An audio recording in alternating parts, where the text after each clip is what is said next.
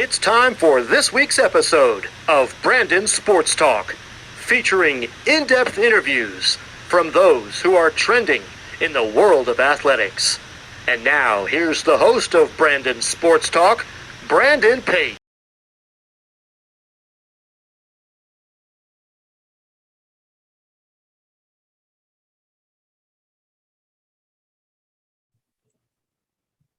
Welcome back to Brandon Sports Talk. In today's episode, I have the privilege to interview the U.S.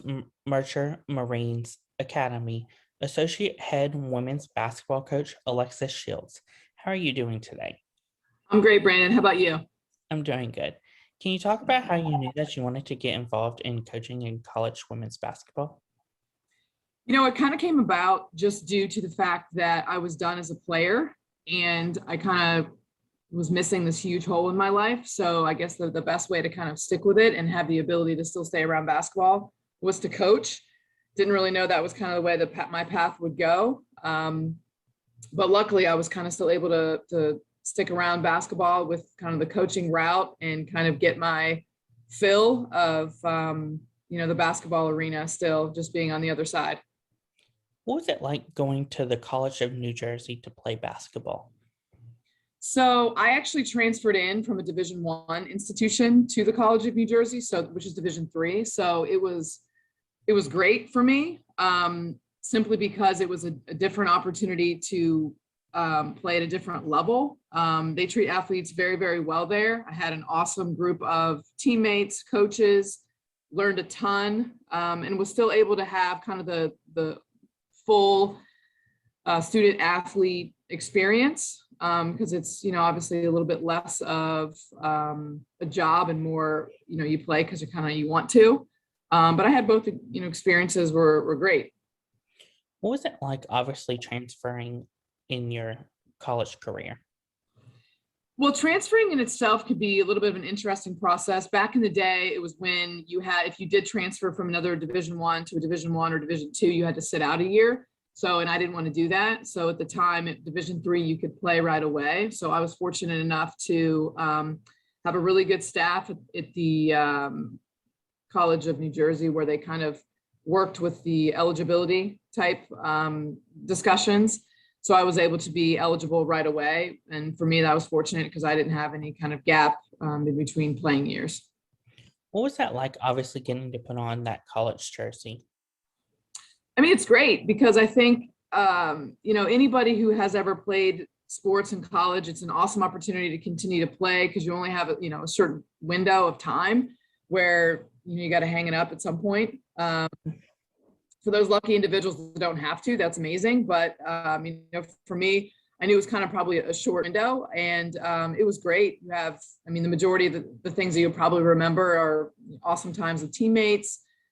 Learning about leadership, you learn about discipline, time management is also very key. So it kind of sets you apart and really has helped me be, ready for my career. And I was able to still stay in sports, which has been the greatest. What was that like after your college time playing, getting into coaching? Well, you're used to a certain, level of discipline and that kind of thing as a college athlete. And I think when you're done, you're kind of missing this, well, what do I do now? And, that was a hole to fill. So I was like, all right, I guess the next step would be to coach. And I was able to be a graduate assistant, which was an awesome way to kind of dip your toe in, get your master's degree at the same time. And I was very fortunate to have that opportunity. And it's different because I think things slow down a little bit on the coaching side that you maybe didn't see, and it comes full circle, and you're like, well, shoot, if I would have, listened better, if I would have understood a little bit more what a coach is trying to say, because obviously when you're 18 to 22, you know everything. So it came full circle for me. You try to, how can I reach players, and having that experience as a player allowed me to, I think, be able to be relatable a little bit more, and to also figure out, okay, what works for me as a player to maybe understand the coach's point of view. What was it like going to the Rutgers Newark to become the recruitment coordinator? That was great because the coach, Coach Morris at the time, he allowed me to kind of have free reign. He gave me some parameters and kind of what they're looking for. He was always very professional. He was, kind of just described like what we're looking for as, a student athlete, potential student athlete. So, and that kind of, allowed me to figure out what my recruiting strategies would be in the future, what would be successful, what would be, something that the school was looking for. Academics were big. And I didn't know that side. As a player, all these things are kind of hidden from you and you just show up on game day and it's great. Behind the scenes, it's a lot of work. It's a lot of work to get these athletes on campus to, speak to their parents, to talk about, particularly at the school I was at, financial aid, the academic side, what are you looking to study? So there's a lot that's involved that you don't realize as a player. You just think you can just show up and play on game day, but there's a whole process behind it. And it's a lot of time and energy. What was some of the differences between obviously your time at Rutgers and your time obviously now at U.S. Marine Academy as a recruitment coordinator? So I think the biggest difference is I was in school full time when I was at Rutgers. So that kind of, you have to figure out, time management and figure out, time kind of around classes. Now it's a full-time job. So I think your expectations are a little bit higher because this is your job, your career. Difference here, we do recruit nationally. So, versus like regionally when I was at Rutgers, and then, you're dealing more with people kind of maybe flying in. Logistics are a little bit of a difference, but this has kind of allowed me to see kind of both sides. You still got to walk kids on campus and, have them get used to not only the coaching staff, other players, and every school is going to have its little, intricacies about what works, what doesn't work, what's allowed, what's not allowed, timing, that kind of stuff, day visits, overnight visits, all that kind of stuff. So, it just depends, offering dorms and, are you going to be looking for an apartment off campus, living on campus? All those things kind of play a role, and some, every institution is going to have their, kind of differences. What has it been like, obviously being in charge of recruitment and scouting? Well, here it's a little bit different. We play local teams within like 3 hours. So that's as far as scouting, you're allowed, and we have film exchange programs, so you can kind of do that. So when I first started, it was more of you have to go on the road and you have to go watch these teams live. Whereas now it's a little bit more of you click on a link and you can watch the game and kind of go from there. So it's a little bit, I would say, easier and more convenient now. As far as recruitment, again, it's just a little bit more involved when you're dealing with kind of all over the country. We don't have like a specific area that we necessarily try to go with. It just depends on, the factors of academics. We have a little bit more specifics with medical stuff here, being an academy, you have a little bit of differences and then maybe some other schools. All good. It's just, you have to kind of figure out a way to work with it.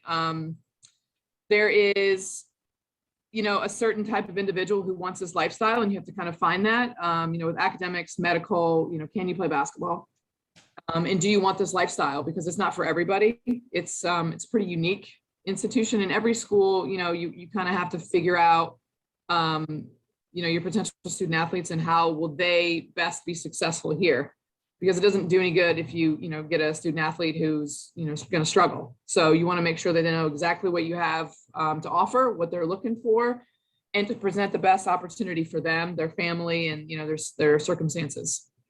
What was it like for you whenever you got promoted to become the associate head coach after being the recruitment coordinator? Essentially it's a title. What's been great about this is I've had the opportunity to kind of try everything. I try to learn and add to my resume in any possible way, from recruitment to scouting to, literally doing laundry. There's many hats that you wear in the Division III level. I learn everything. So if I have an opportunity to enhance my knowledge, I will do it. Film exchange, videos that the other coaches send out, because as a coach, you kind of steal from everyone or borrow. So I didn't invent the wheel, and I don't think you need to reinvent the wheel sometimes, but anytime you have a title, I think that might help in the future as far as, future opportunities. Luckily, I've been given kind of free reign at this point. I think the coaching staff really trusts me to kind of do, what I do and then have the best intentions. And that's been really good. I don't do well with micromanaging. So I've been allowed to kind of figure out ways that work. I've been allowed to fail, which has been great. I don't want to fail, but I think you learn a lot by, okay, this didn't work, let's try this. And to have that free reign to try something new, which has been really beneficial and helped in my growth. What are some of the things that you've accomplished during your time at U.S. Marine Mercer? I think that you kind of, you learn the big picture. Here, I think when I came in, it was all about coaching, and I've really been, I also, I instruct here. I'm one of the aquatics instructors. So I think you learn big picture. I think, the longer that you're in coaching, you learn life happens outside of here. It's not just about sports, it's about, their families, and you are a family, and things happen within a family, good and bad. So you learn to really kind of appreciate the fact that we get to work in coaching, which is amazing. I mean, how great is that to go to work and actually like your job every day, which you can't, not a lot of people can say that. So, I think here is maybe kind of a good picture into real life where you kind of learn and you grab little bits and pieces for life. I learn as much from my players as hopefully they learn from me. I do have high expectations for them, but anytime you get an opportunity to kind of never stop learning, I think that's a big aspect of kind of what can make you successful. And again, to kind of go back to basketball is a privilege, and sports is a privilege. So, if you can kind of live your life that way, then I think you do grow a lot professionally and also kind of off the court, and allow yourself to kind of be a lifelong learner. I think that's helpful no matter if you're, coaching here. There's a lot of things that I think we're proud of here. Players that come back that are successful in jobs that, they now have families, and whenever you get that thank you, that's rare, and you're like, wow, that maybe you did make a difference. I think that means a lot. And this is, a family type environment. So I have actually a call later on today with one of my former players, and that means a lot to me. So they keep in touch. They, contact me. Hey, if we're looking for a position for a job, I think that stuff, does mean a lot. And you could, kind of keep those pipelines open. I think that's a positive. Who are some of the teams that you face in your conference each week? So our conference is some of the schools here on Long Island, some of the SUNY schools we play. We also play probably 3 hours away. We play the private school, Mount St. Mary College.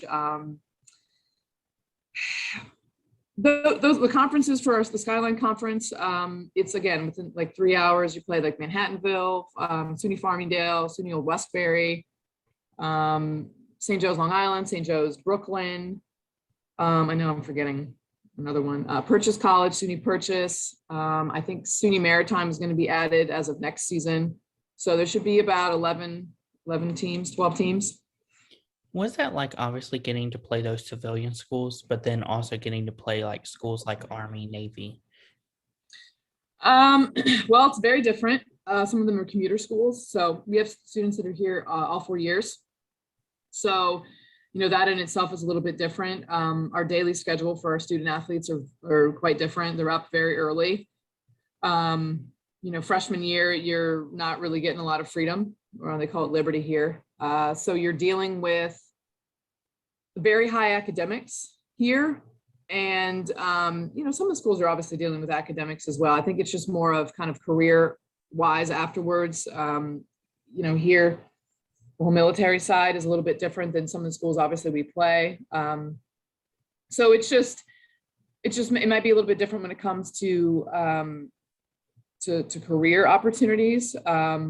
But I have to say, playing even Yeshiva University, there are some of the nicest student athletes that we play. I mean, obviously when you're competing against them, we're not friends.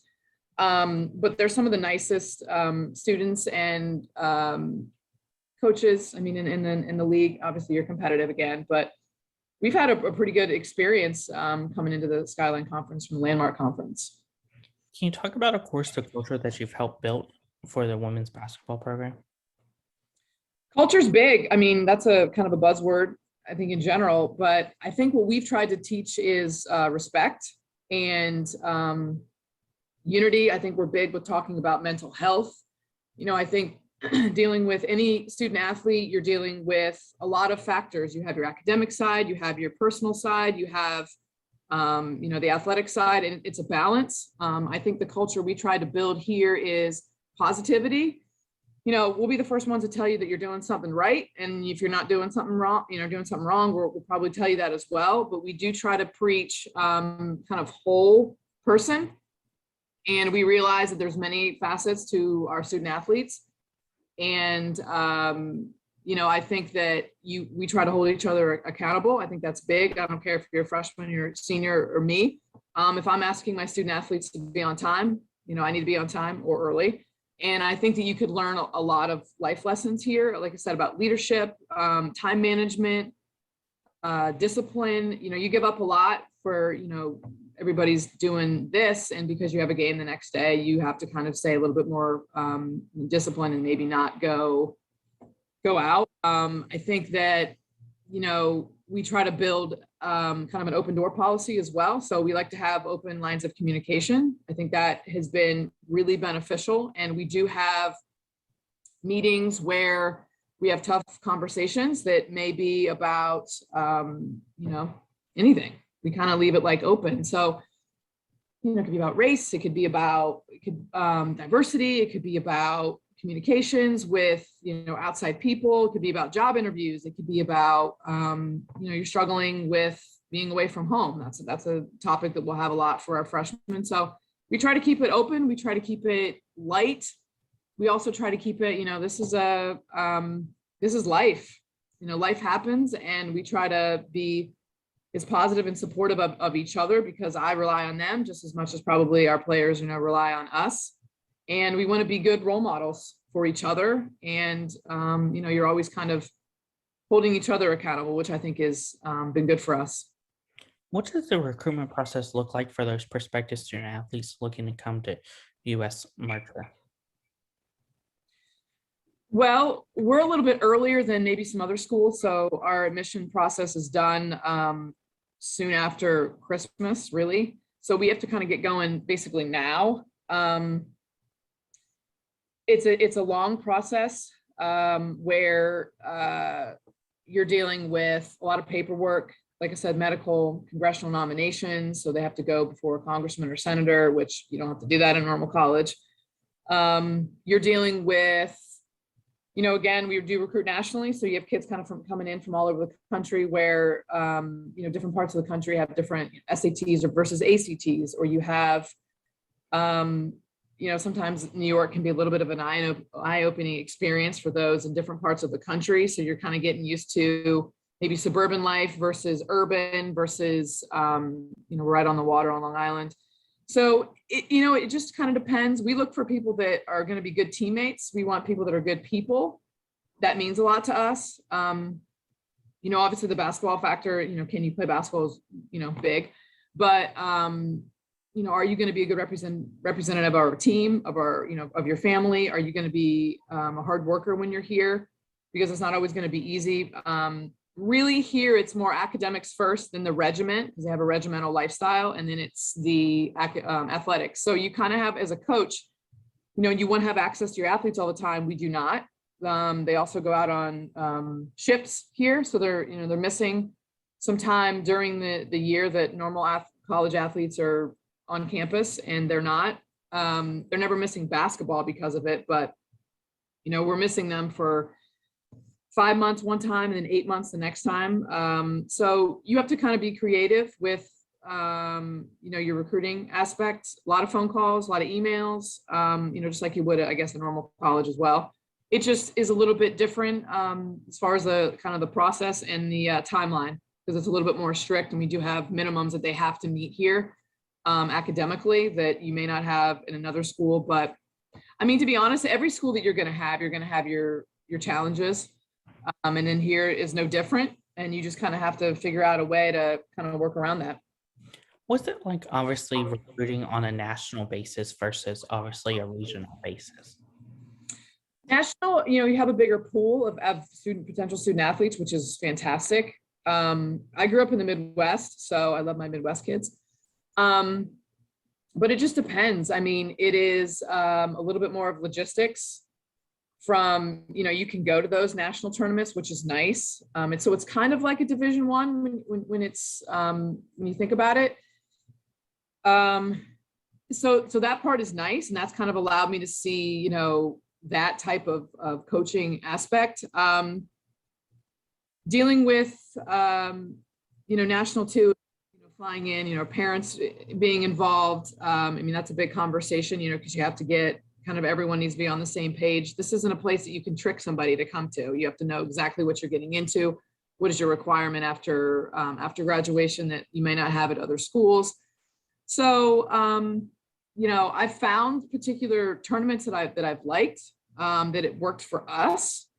And, we try to go back to some of those, but also at the same time, like I'm always open to try new places. COVID was interesting with that, for everybody, I'm sure. So you have to be creative, and, the internet was fantastic as far as sending game film and that kind of thing. So we just want people really that want to be here and that want to work hard, and that, kind of understand what they're going to be getting themselves into, and that really this kind of sets them up for future. And sometimes basketball conversation is kind of towards the tail end, because you have to understand what you're getting into first. And it may not be basketball, like if you're okay with basketball being maybe third, but this is really going to set you up for, your career opportunities. And I think for a lot of the potential student athletes to see that big picture of what I'm going to do when I graduate is helpful. What are some of the game day traditions that you have helped implement? I mean, game day, it could be a little bit nutty just because they're finishing classes, and to be honest, like what I like to do is just get away from people for about an hour before the game, and to kind of like get myself right. But, a lot of our athletes, they'll have team meals together like the night before. Game day, I try to stay and let them do their deal, because, as a former player, sometimes you're like, coach, leave me alone. I need, do my own thing. So sometimes, we just kind of give them their space and let them go down in the locker room and laugh and listen to music and, chat and talk about their day and kind of get ready. But for us, it's more of, getting ourselves, our coaching staff ready to go, prior to the game, and making sure that we're ready, and then that we can, go ahead and lead our team. What does the official visit look like for prospective student athletes looking to come to US Marcher? The official visit is basically, depending on if it's a day visit versus overnight, now that we can do overnights again. It's generally, you fly in, or you drive in one day and then you're out like the next. If you're going to do an overnight, we try to make it pretty efficient and quick. They will attend classes, they will attend meals. Depending on if it's in season or out of season, you may watch a practice, or you may do like a game of pickup out of season with some of our other athletes that are here. So it just depends on kind of the timing of the year, but want to make sure that they, get a chance to see campus, do a campus tour. Generally, we'll have them meet with admissions, so you kind of understand the whole process, because it is a little bit of a long paperwork process, and get a chance to ask questions, because we want them to be like with the student athletes, where they're honest. I mean, our kids are very honest about, this is great, this is this is what, this is why I came here. And you get a chance to kind of, without any coaches, without any parents, you get a chance to, see what it's like. And then, with the parents, we'll ask questions like, hey, you know, with admissions, like kind of what that process is like. You know, obviously when you're dealing with, you know, other schools I've been to, you have the conversation about academics and, you know, how you're going to pay for school. You're looking at, you know, costs and that type of thing with financial aid. Here, we're a little bit fortunate that we don't necessarily have to have those conversations as much. But you know, every place that you go to, you're going to have to kind of make sure that the student athlete, you know, feels that they belong. Do you get along with the players? Do you like the coaching staff? Do you like the environment of the school? You know, we're right on the water. You're in dorms all 4 years. Do you like the local area? You know, all those things kind of play a factor into, you know, our potential student athletes, and if they, you know, feel this will be a good fit for them.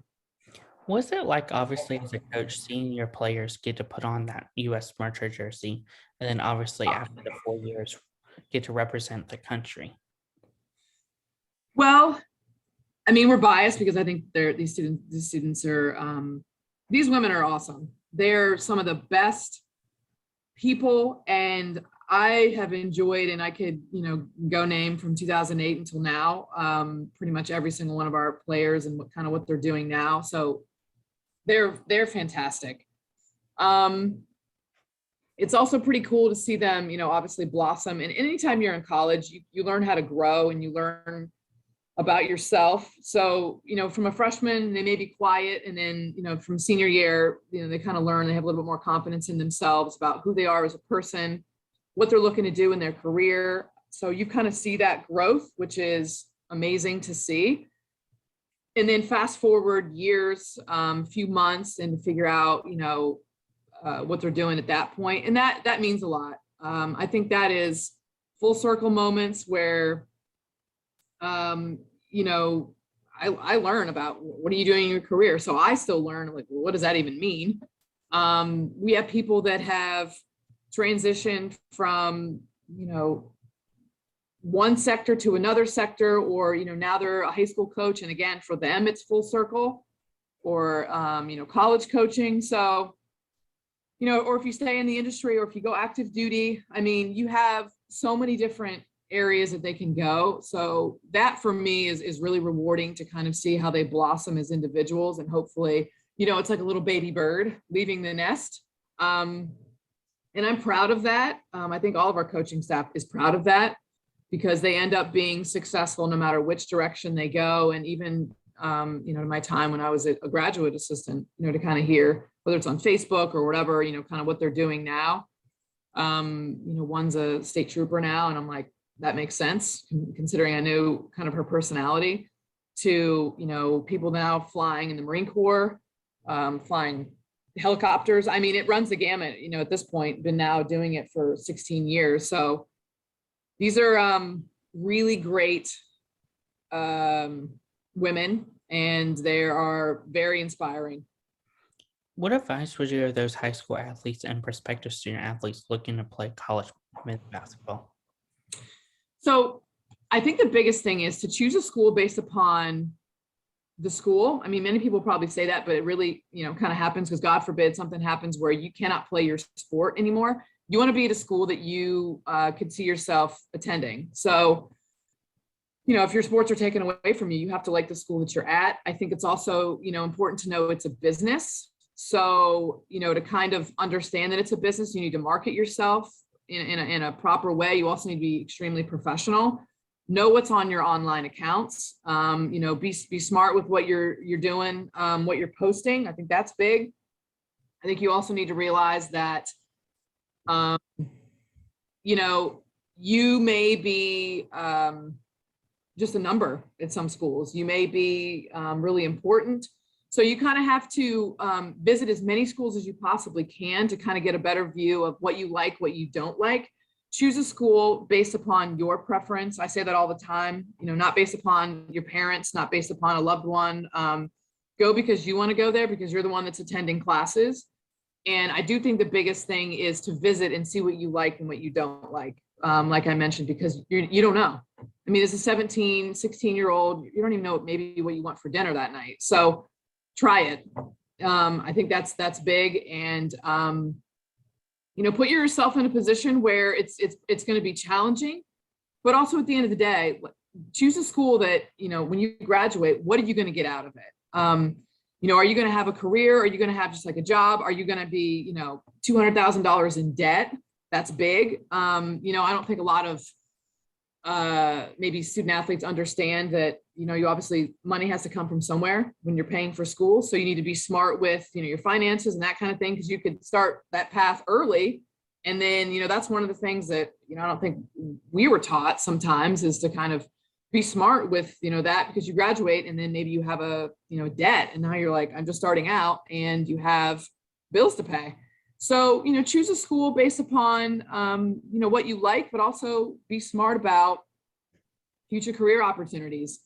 If you want a position in nursing, are you going to the best nursing school? Can you see yourself at that school? If you want a job in, business, they have a really good MBA program. Is that something you're interested in? So, and then, it's okay to try different majors. You're not stuck to a major. I think a lot of student athletes, you're like, when you're 16, you're like, I definitely want to do this. Well, it changes, your mind changes. So allow yourself that time to kind of figure out, what do I want to do, as opposed to try to pigeonhole, what you think that you may know, because your mind always changes. Of course, what advice would you give those college women basketball players looking to go professionally, whether it's the WNBA or Athletes Unlimited or even overseas? So I had a few friends that did go overseas and play professionally, internationally, not in the WNBA, but I would just say, make sure that you kind of understand what that process is like. I mean, you're dealing with agents, you're dealing with, kind of doing your homework a little bit. Make sure that's kind of the life that you want to deal with for a little bit. I mean, I think when you have that window of time, I'm always like, go for it. Why not?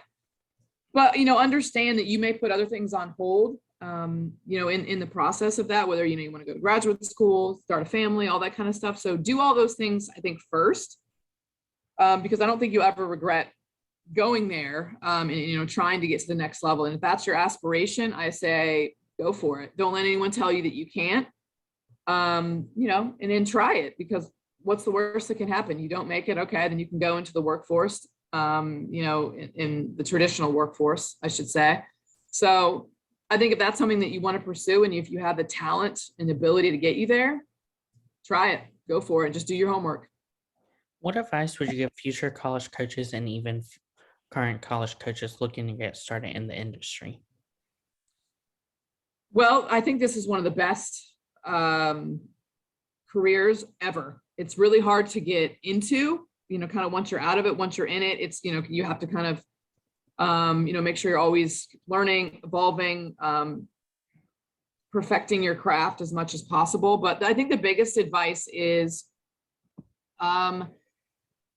make sure you kind of understand what goes into it, and anything that you do, be willing to do it. So, you go from being maybe a stud athlete to then you're doing the laundry one day and you have to get over your pride real quick. Be willing to learn, be humble, listen to those who have gone before you, because we all are, walking on the shoulders of other people that are in front of us, or ahead of us.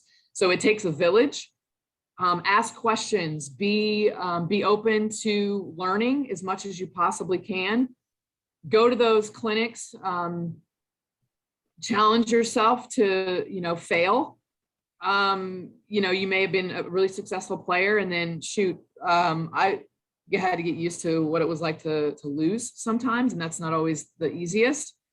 But, that's the kind of the biggest thing in coaching is be willing to do the dirty work, be willing to do any little job, be a good mentor, be a good teammate to, your coaching staff, get used to other coaches, speak to other coaches. I speak to a lot of the coaches that were here, the football coach, the lacrosse coach, like, what did you guys do? Like, how was your process? I'm always trying to be a sponge even to this day. I always want to learn.